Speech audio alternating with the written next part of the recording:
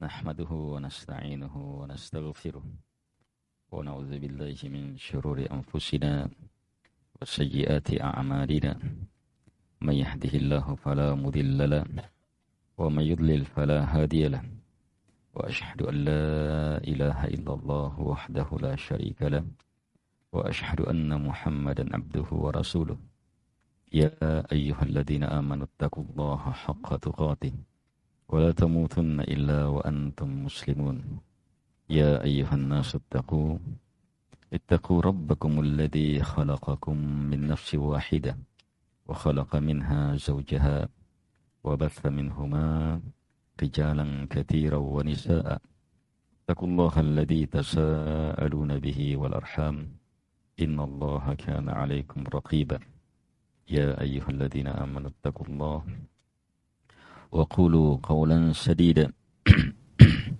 يصلح لكم أعمالكم ويغفر لكم ذنوبكم ومن يطع الله ورسوله فقد فاز فوزا عظيما أما بعد فإن أصدق الحديث كتاب الله وخير الهدي هدي محمد صلى الله عليه وعلى آله وسلم شر الأمور محدثاتها ومحدثة بدعة كل بدعة فهو في النار.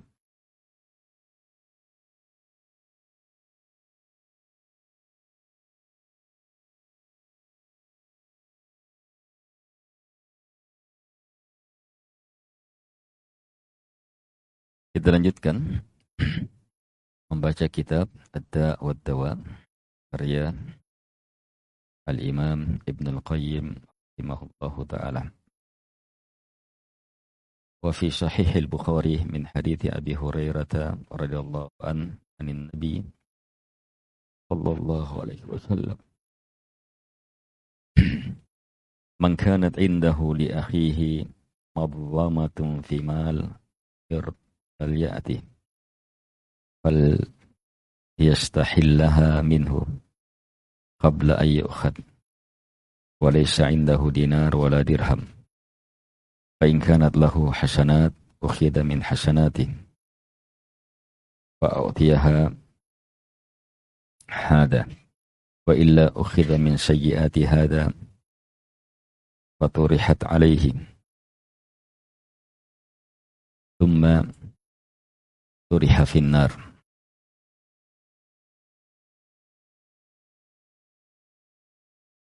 Nabi sallallahu alaihi wasallam bersabda, siapapun yang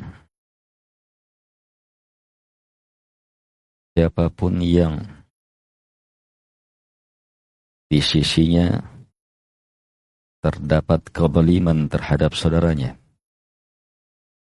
siapapun yang di sisinya ada kezaliman terhadap saudaranya, imal, kezaliman dalam harta, aw ird, atau kezaliman dalam kehormatan. Misalnya dia tuduhan dusta, dia ghibahi, dan seterusnya. Falyati, kata Nabi, siapapun yang punya ini, falyati, maka harus dia datangi saudaranya itu. Falyastahillaha minhu. Selanjutnya segera minta kehalalannya darinya. Minta maafnya. Dihalalkan. Qabla ayyukhad. Sebelum dia disiksa. Sebelum dia ditangkap, disiksa, dalam keadaan laisa indahu dinar wala dirham. Dalam keadaan dia tidak punya dinar dan tidak pula dirham. Ini di mana? Di akhirat. Sehingga bagaimana caranya?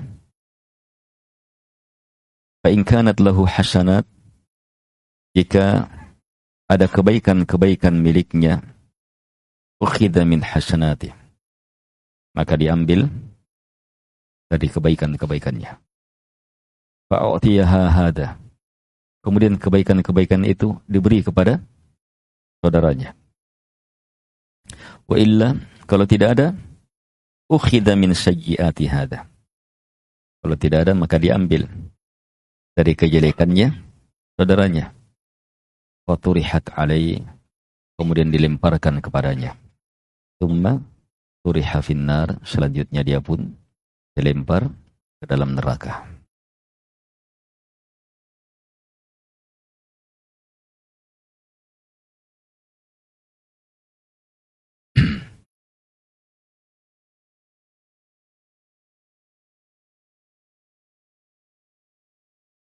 Baik. Hadits ini terdapat dalam Sahih Al-Bukhari, dalam kitab Al-Madhalim, dari sahabat Abi Hurairah radhiyallahu anhu, dari Nabi sallallahu alaihi wa ala alihi wasallam. Man kanat, man siapapun, apakah dia penguasa atau dia rakyat, dia hakim atau mahkum yang dihukum, dia orang kaya atau orang miskin, lelaki, wanita, siapapun, indahu, di sisinya madlamah, ada kezaliman, li akhi, terhadap saudaranya. Ini memahamkan kepada kita bahwa perbuatan hamba, kezaliman hamba, itu tidak lari, tidak kehilang, disembunyikan bagaimanapun juga, tetap akan ada bersama hamba. Iya, tetap akan ada bersama hamba. Indahu, di sisinya. Kalimat indah, semua yang dekat dengan kita, mendekat dengan kita, atau bisa bermakna bersama. Madlamatun, kalimat madlamah datang dalam bentuk nakirah, mufrad. Jadi kezaliman apapun,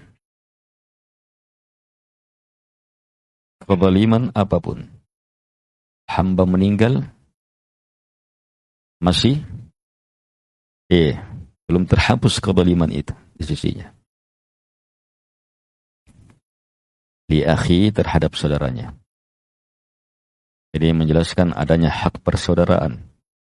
Innamal mu'minuna ikhwah. Sungguh orang-orang beriman itu bersaudara. Lihat perkara besar ini.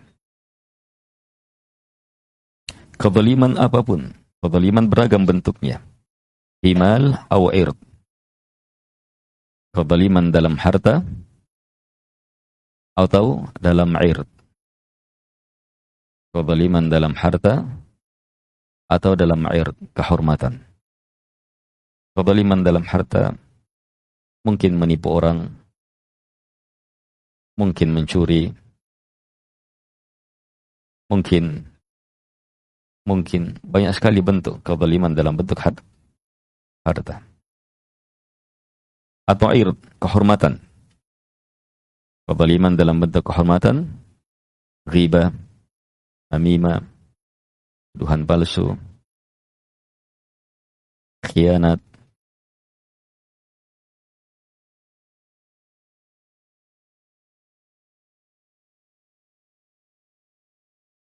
menzalimi, memukul, mendustai. Maka siapapun yang seperti ini, falyati, datang perintahnya, falyati, maka harus dia datangi saudaranya itu. Kalimat akhi itu jelaskan bahwa datangnya dia apa?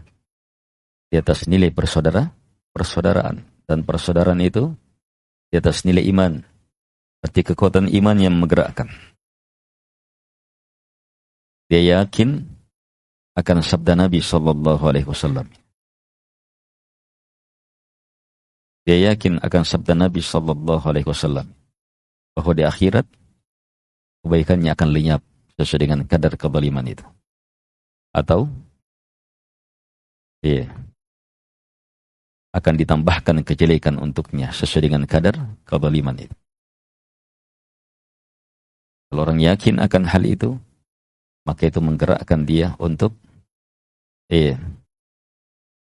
tidak merasa malu dan seterusnya. Falyati, maka harus dihadapannya. Untuk apa? Falyastahillaha minhu. Maka segera dia minta kehalalannya darinya. Diambil barangnya, minta dihalalkan. Atau dia kembalikan. Minta maafnya. Dia ghibahi, minta maafnya.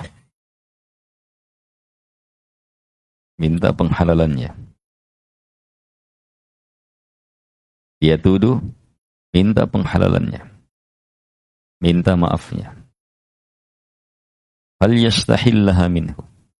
Harus tuntaskan perkara itu. Qabla ayyukhad. Sebelum dipaksa untuk diambil sendiri. Itu di hari kiamat. Nah, kalau di hari kiamat, tidak sama di dunia penyelesaiannya. Di dunia, cukup datang, minta maaf, mudah. Atau datang, kembalikan barang, selesai. Tapi hari kiamat, tidak ada dinar, tidak ada dirham. Sementara harus dibalas. Harus dikembalikan. Ini kezaliman yang kata Nabi SAW, zulmul la yutrak. Kezaliman yang tidak akan ditinggalkan. Kezaliman ada 3. Kezaliman terbesar, kesyirikan. Inna syirka la zulmun azim. Sungguh kesyirikan itu betul-betul merupakan kezaliman yang terbesar. Yang kedua, kezaliman hamba dengan hamba yang lainnya. Yang kedua, kezaliman hamba terhadap dirinya. Hamba menzalimi dirinya, sehingga terkena penyakit, kesakitan, dan seterusnya. Yang ketiga, kezaliman hamba terhadap orang lain. Ini kezaliman la yutrak, tidak akan ditinggalkan.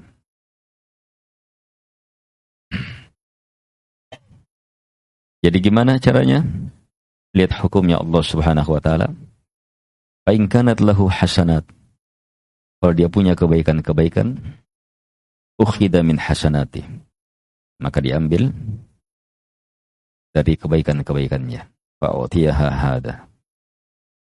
Kemudian kebaikan-kebaikan itu diberi kepada saudaranya.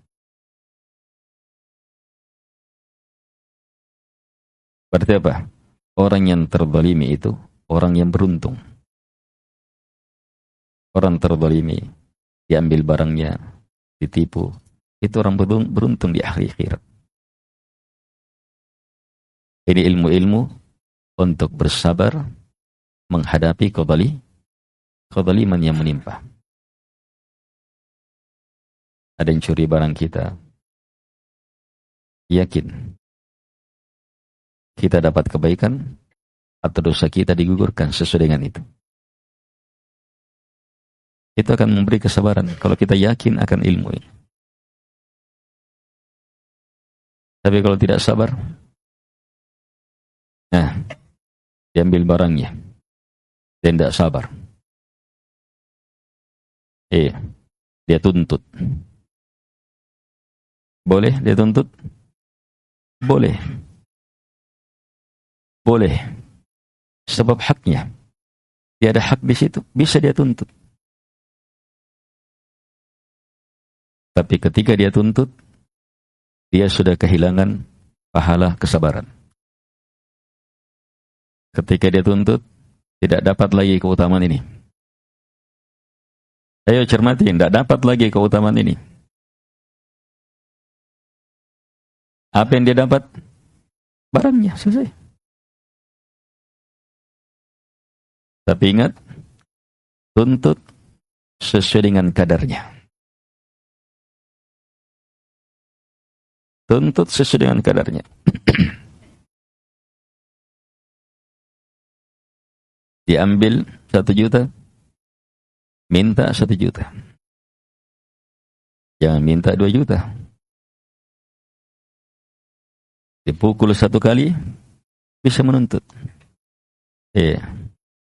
Pukulan 1 kali. Jadi tidak boleh lewat itu. Dan keumuman manusia saat menuntut itu lewat batas.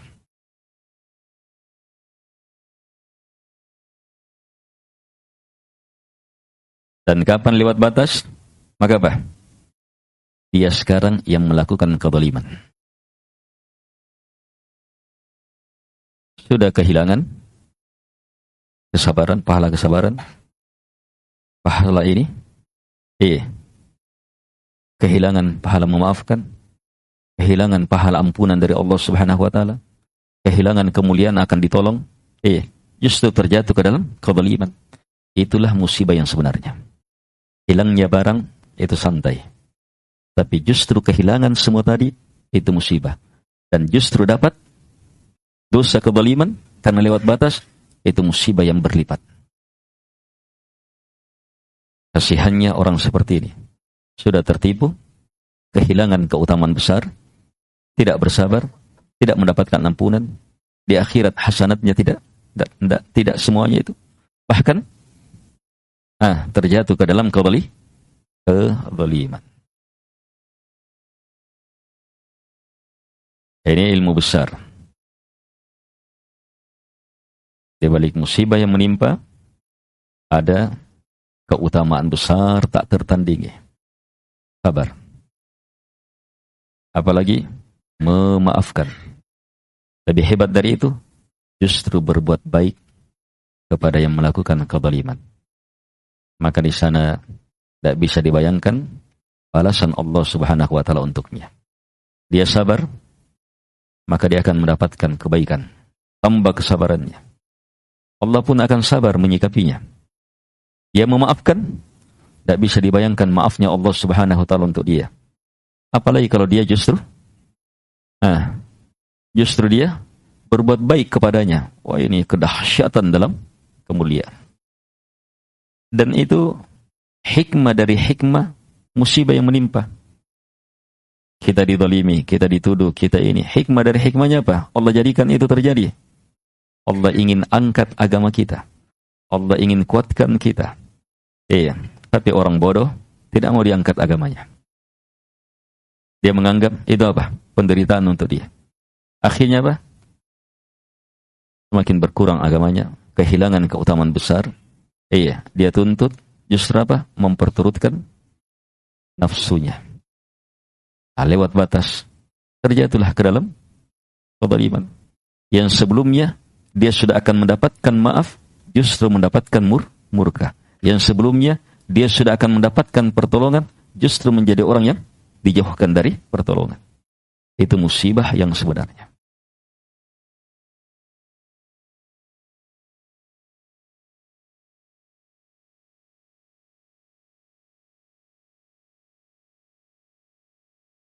Nah, ilmu-ilmu seperti ini terpahami di majelis, prakteknya saat ada orang yang menzalimi kita. Tertipu di batu kapur misalnya, tertipu di penjualan kambing, tertipu di penjualan tanah, tertipu di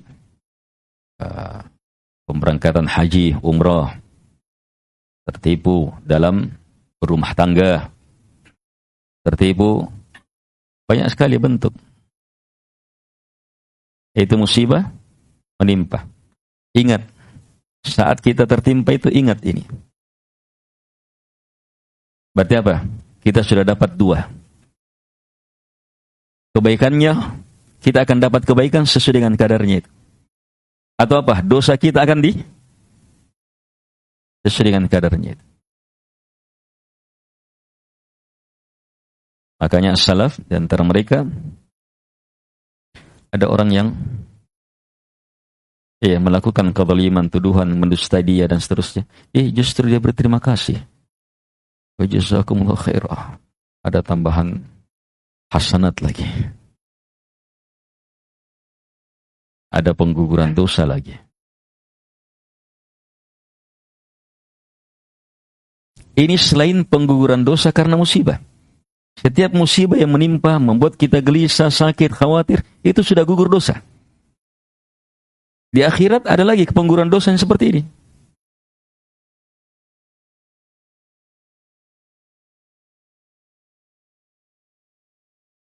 Lihat kesabaran.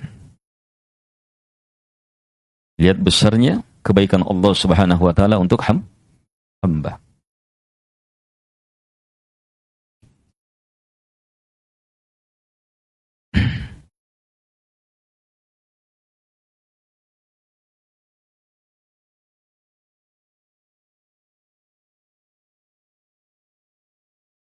Untuk orang yang melakukan kezaliman, ayo, harta yang kamu ambil, itu berapa lama kamu nikmati? Kemudian lenyap, jadi kotoran, jadi sesuatu yang usang, jadi sesuatu yang hilang. Tapi, dia tetap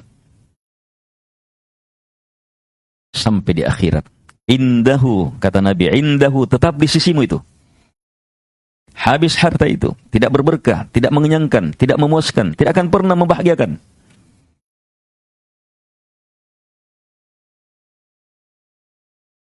Tidak akan pernah membahagiakan.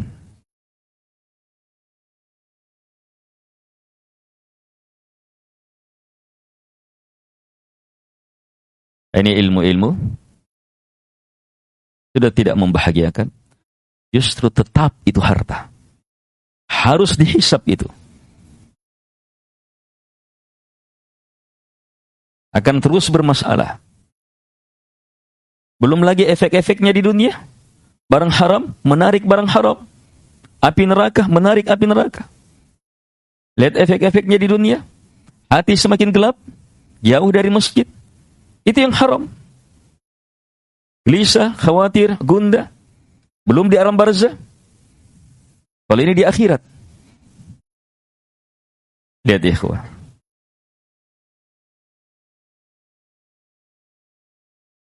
Menzalimi saudara, mengambil barangnya, menipu, menyakiti, apalagi sampai membunuh, menggibahi, mendustai, khianat.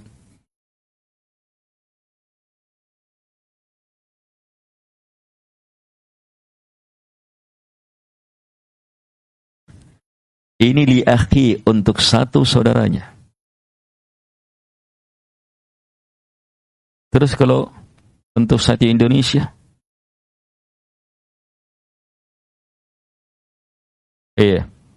uangnya rakyat yang dia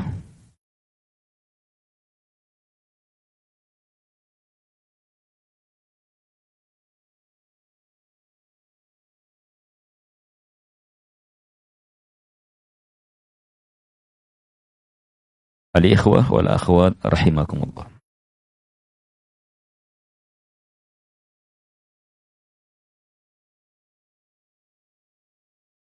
Fal ya'ti, maka harus dia datangi.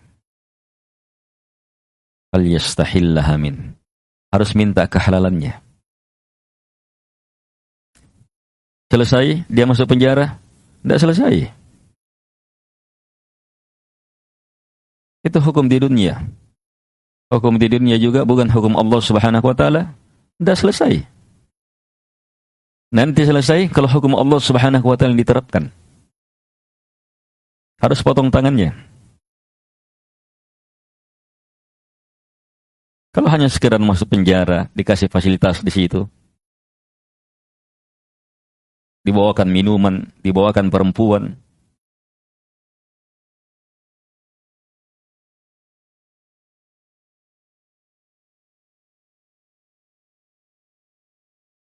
tidak selesai. Di penjara betul-betul tersiksa di dalam, tidak selesai. Mau selesai? Hukumnya Allah Subhanahu wa taala. bukan hukum buatan manusia. Apalagi hukum buatan Belanda.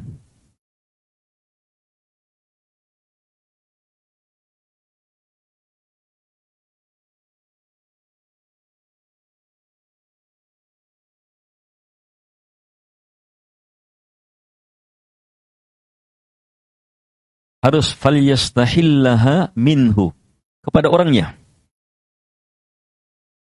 Banyaknya orang diambil barangnya, diambil tanahnya, diambil ininya, diambil haknya, diambil kedudukannya, diambil ininya, didustai, wah luar biasa. Kemudian, hanya sekedar di penjara, hukum dunia, buatan manusia, tidak selesai.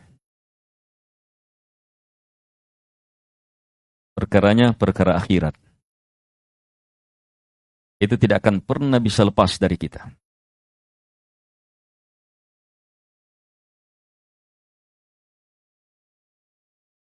Harus kembali barang. Langsung kembalikan ke orangnya atau minta maafnya. Kalau diterapkan hukum, potong tangannya. Kalau pencurian. Perampokan, pembunuhan, dibunuh juga. Disesuaikan dengan pelanggarannya. Dan subhanallah, dengan dihukum dengan hukum Allah Subhanahu wa taala, gugur dosa. Dia ridho dihukum dengan itu, rangkat derajatnya. Sehingga apa? Dengan Islam, orang berdosa justru semakin mulia. Karena apa? Taubat. Nilai taubat.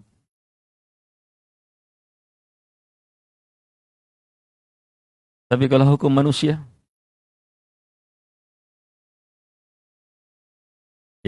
hukum manusia, ikut-ikutan dengan orang kafir, perasaan semata.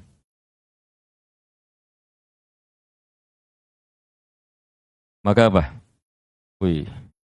Kalau disiksa dalam penjara, sudah, keluar penjara, penuh dendam, penuh ini. Ayamilasso.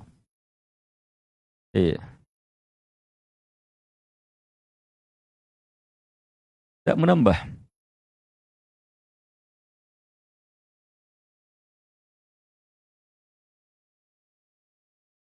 Hanya sekitar 3. Hanya beberapa dirham. Hanya ratusan ribu. Orang mencuri ratusan ribu, itu sudah bisa dipotong tangan. Ini hukumnya Allah di dunia. Kalau Allah sudah terapkan di dunia, terus di akhirat, Allah takut. Di dunia saja Allah suruh terapkan. Terus di akhirat, bagaimana orang yang tega mengambil hartanya saudaranya?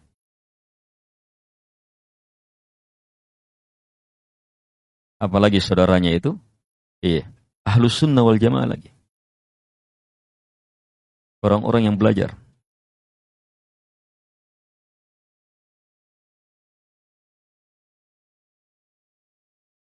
Al-ikhwah wal akhwat rahimakumullah. Ini ilmu menggugurkan apa? Penyakit, syubhat. Rahmatnya Allah sangat luas. Ampunannya Allah sangat luas. Sedikitnya, apa aja.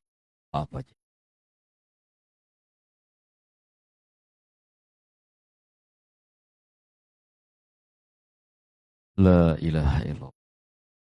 Wa fi sahih, dalam hadits yang sahih min hadits Abi Hurairah radhiyallahu anhu anin Nabi sallallahu alaihi wasallam, man akhadha shibran minal ard bi ghairi haqqihi usifa bihi yaumal qiyamah ila 7 arad.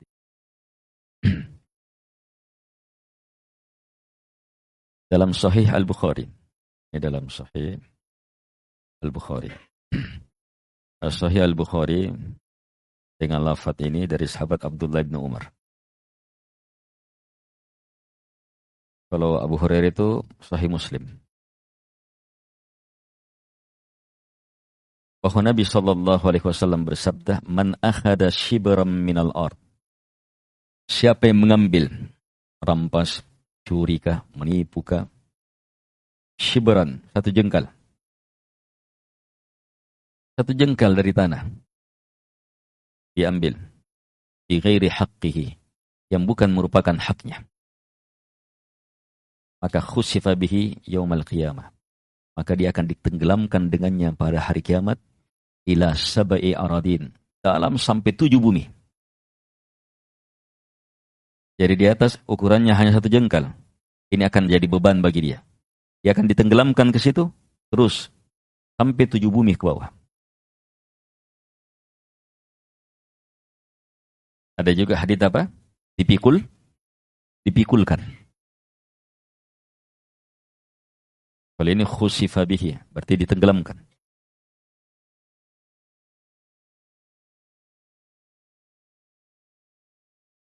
Yang seperti ini Allah nampakkan di dunia. Kezaliman seperti ini Allah nampakkan di dunia. Lihat bagaimana Qarun tenggelamkan. Lihat bagaimana di Indonesia banyaknya. Di Palu, iya, ditenggelamkan. Di gulung itu, ditenggelamkan. Lihat orang-orang longsor. Kezaliman. Allah Subhanahu wa Ta'ala sudah nampakkan pada kehidupan dunia hukumannya.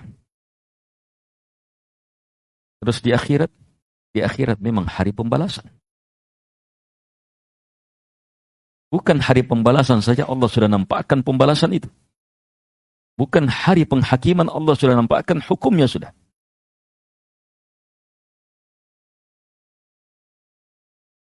Ini ilmu. Untuk apa? Berhenti. Mengambil, merampas. Ini apalagi tanah. Wih, tanah. Satu tanah ada berapa sertifikatnya? Kerjanya siapa itu?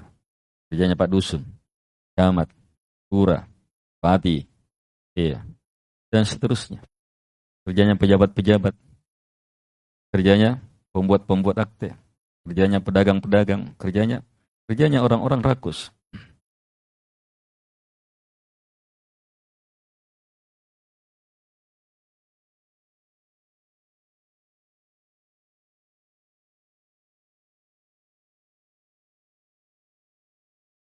Padahal sejengkal, bahaya. Yang bukan hak. Terus gimana lagi kalau sudah 2 jengkal, 3 jengkal, dan ada orang ambil 1 jengkal. Nah, diambil itu 1 jengkal. Tempat beol saja tidak cukup.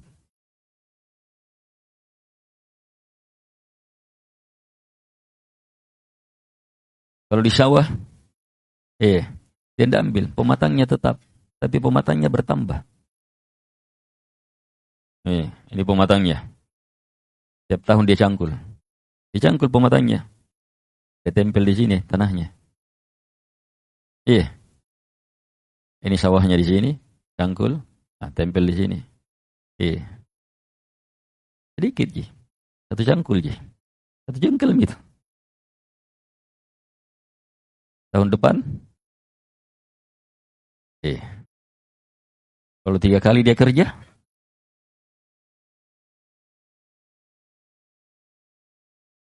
tahun depan dia kerja 10 tahun, bisa bertambah 1 meter. Terus panjang sawahnya 50 meter. Orang tidak tahu.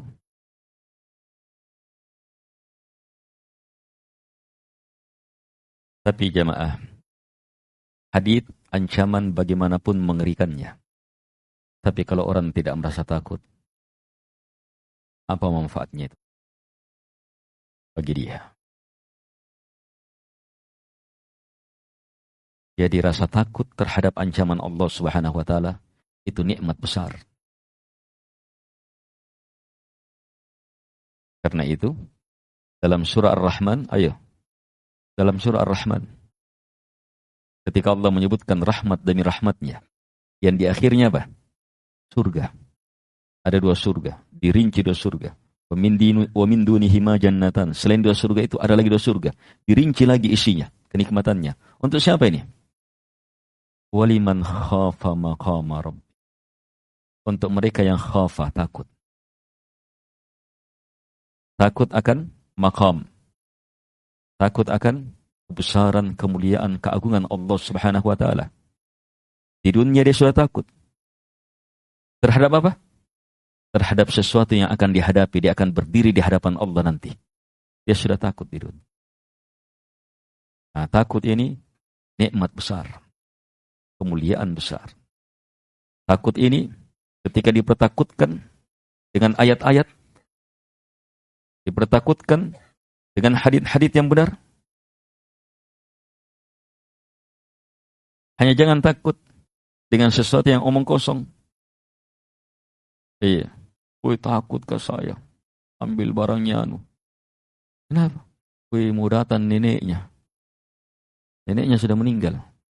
Jadi pocong sudah. Dia takut-takut. Aina datangi ko nenekku lasso. Dah ada giginya. Sudah jadi tengkorak sudah. Tunggu mi, saya panggil ki. Takut dia. Dikembalikan uangnya. Kalau sudah tidak ada giginya, tidak bisa menggigit sudah. Tulan-tulan juga sudah. Ya, jurus 1 langsung terhambur itu.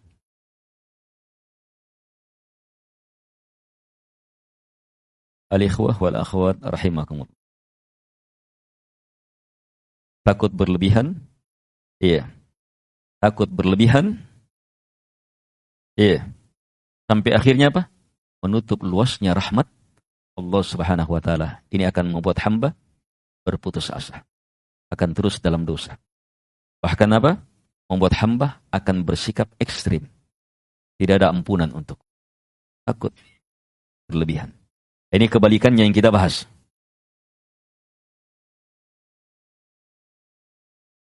Jadi cermat ya. Ini pembahasannya panjang sekali nih. Untuk satu penyakit. Penyakit apa? Penyakitnya murji'ah. Penyakitnya orang-orang yang mengenteng-entengkan dosa. Karena rahmat Allah sangat luas. Ampunan Allah sangat luas. Sehingga dienteng-entengkan dosa. Terus terjatuh ke dalam dosa. Disepelekan dosa.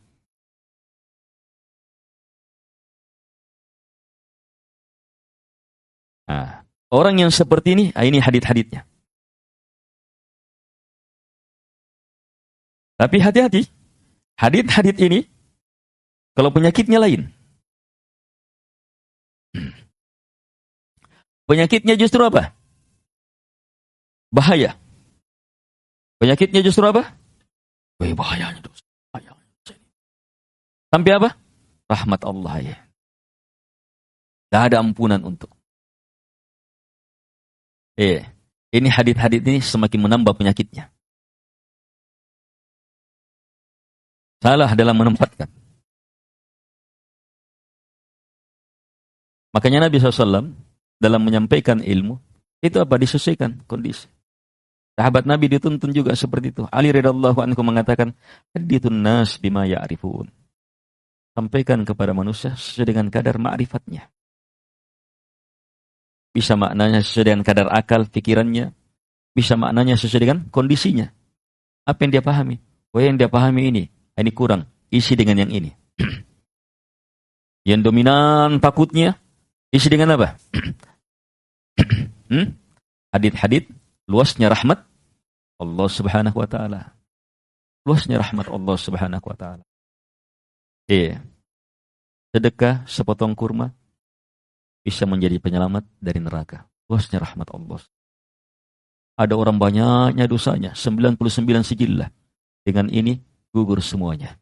Ada orang seperti ini dosanya, dengan amalan ini hilang semuanya. Luasnya rahmat Allah Subhanahu wa taala. Penjahat paling mengerikan, rahmat Allah tetap melingkupnya. Luasnya rahmat Allah Subhanahu wa taala. Itu yang disampaikan. Sehingga apa? Berimbang. Jadi hati-hati yang hadir dalam majelis, justru penyakitnya bukan di sini. Hormati.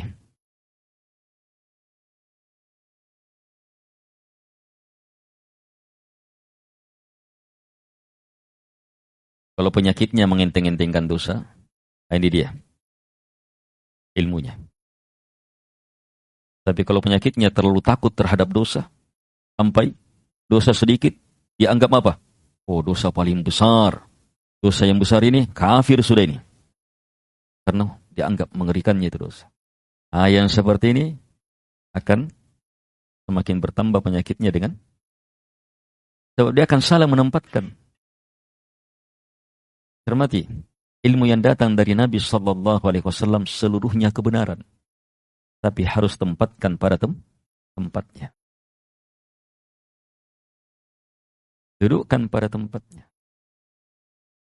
Salat datang itu dengan waktunya, dengan caranya, dengan syaratnya, dengan kaifiahnya, dengan metodenya. Bukan sekedar salat saja. Mau salat subuh. Salat subuh. Nanti terbit matahari. Di situ dia tetapkan waktu subuhnya. Keluar waktu, tidak diterima sholat. Atau tepat waktunya.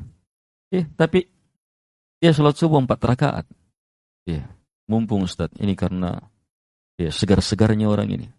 Nanti sholat duhur karena dodon-dodon mitawa, dikasih jadi 2 rakaat saja itu. Tidak akan diterima. Atau dia buat kaifiyah tersendiri sholat subuh, di waktu subuh, 2 rakaat. Tetapi, rukuknya 2 rakaat. 2 kali. 4 kali rukuk. Dia sholat seperti sholat apa? Gerhana. Bagus, kalau semakin banyak rukuk kan semakin bagus.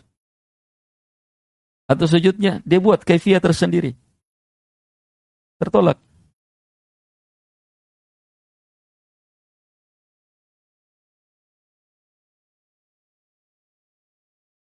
Ada demikian ilmu-ilmu yang lain. Tempatkan pada tempatnya, maka subhanallah. Lewat batas, bisa mematikan. Pupuk menyuburkan. Pupuk menyuburkan tanaman. Tapi pun tak lewat, mati. Mati tanaman. Petani berebutan sampai menangis supaya bisa dapat pupuk urea. Tak kali kasih 1 mobil. Pupuk maka. Petaninya juga petani goblok. Pokoknya kalau semakin banyak pupuknya berarti semakin gemuk nanti ini. Sudah naik tahap. Turun semua 1 mobil. Sudah. 2 hari hangus tanamannya. Lewat batas. Kasih sesuai dengan kadarnya. Garam. Enak sekali makanan. Pakai garam. Kalau tidak ada, air. Hilang selera makan. Tapi kalau kelebihan, lumi. Penelitian Spanin.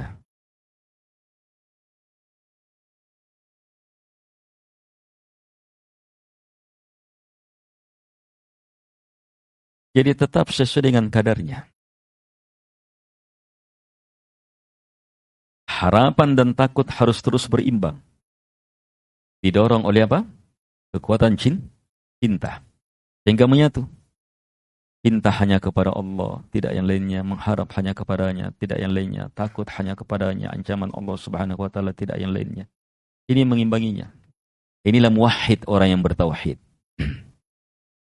Adapun yang beribadah semata karena takut saja, itu haruri, khawarij, kelompok ekstrim. Yang beribadah hanya semata karena apa? Harapan saja, itu murji'ah. Menyepelekan dosa, tidak apa-apa. Yang beribadah semata karena cinta saja. Dia tidak takut kepada Allah, tidak mengharap kepadanya, tidak perlu, yang penting cinta saja. Itu pendusta besar, zindiq. Itu zindiq. Zindiq itu penjahat masuk untuk melakukan kejahatan atas nama cinta itu semuanya. Agama Nabi Musa dirusak atas nama cinta. Agama Nabi Isa dirusak atas nama cinta. Semua agama sekarang menyerukan cinta. Yang semuanya cinta palsu, air mata buaya. Yang jujur, hanya ketika cinta itu kepada Allah Subhanahu wa taala, karena Allah Subhanahu wa taala, di jalan Allah Subhanahu wa taala. Itu kejujuran dalam cinta. Dengan betul-betul mengikuti utusan Allah Subhanahu wa taala, Nabi Muhammad sallallahu alaihi wasallam. Bukan karena memperturutkan syahwat kita. Ini yang harus kita tuntun terus, atur terus diri kita tertuntun. Kita sadar diri kita tidak bisa luput dari kesalahan. Kembali, Allah maha luas ampunannya. Terjatuh, jangan berketerusan. Ingat ancaman Allah, besarnya dosa. Segera kembali bertaubat. Iya. Yakin akan luasnya rahmat Allah Subhanahu wa taala. Jadi memang awal bertobat karena rasa takutnya. Terus bertobatnya dan harapan terhadap ampunan itu apa? Karena kekuatan harapannya kepada Allah Subhanahu wa taala. Memang tidak bisa lepas itu.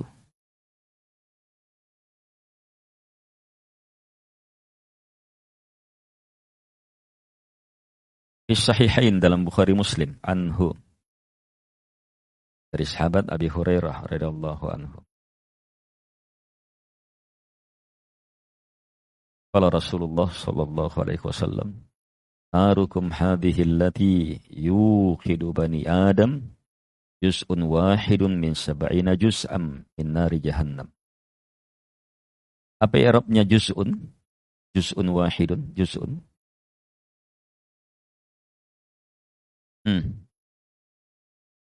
Hah? Kabar ahsan. Narukum, neraka kalian ini. Neraka kalian ini, kata Nabi, yang anak cucu Adam gunakan, nyalakan, hanyalah juz'un wahid, satu bahagian, min sab'ina juz'an, dari 70 bahagian, min nari jahannam, dari api neraka jahannam. Jadi api neraka jahannam, dahsyatnya. Dibagi menjadi 70, iya, satu bahagian itu, itulah yang ada di dunia. Yang dipakai, masak, bakar, iya, membakar gulung DPR.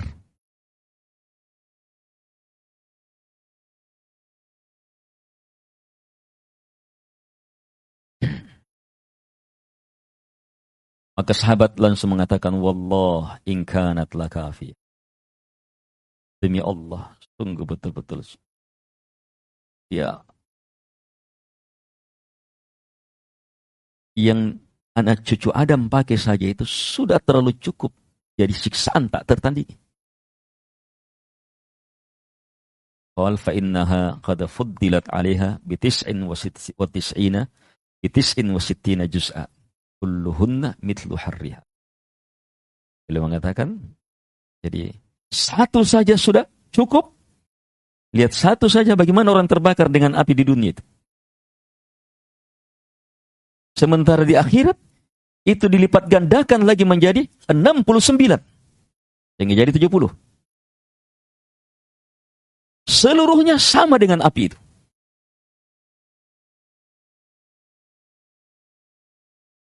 Ini ilmu la ilaha illallah. Kita tidak akan bertahan. Apinya neraka la ilaha illallah. Tidak akan bertahan kita. Astaghfirullah. Ilmu ini langsung melahirkan takut. Astaghfirullah. Saat meminta ampunan, munculkan harapan di situ. Sehingga takut dan harapannya menyatu. Di atas keyakinan Allah yang paling dia cintai pasti memberi ampunan. Takutnya melahirkan dia tinggalkan dosa itu, menyesalinya, bertekad untuk tidak melakukannya. Harapannya terus mengharapkan ampunan. Yakin Allah Subhanahu wa taala terima. Sehingga dengan takut dan harapan itu tertuntun dia. Kalau terjatuh ke dalam dosa, wujudkan lagi seperti itu. Terjatuh, anak cucu Adam tidak akan lepas. Terus hadapi seperti itu.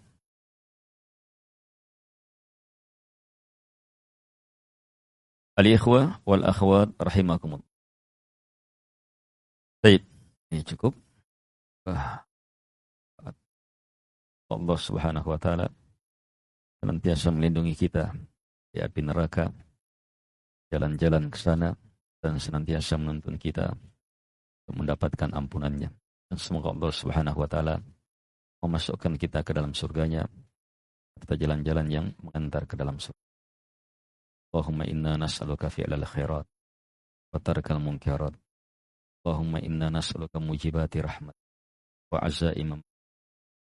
Allahumma inna nas'aluka al-jannah wa nastajiruka minan nar. Allahumma inna nas'aluka al-jannah wa nastajiruka minan nar.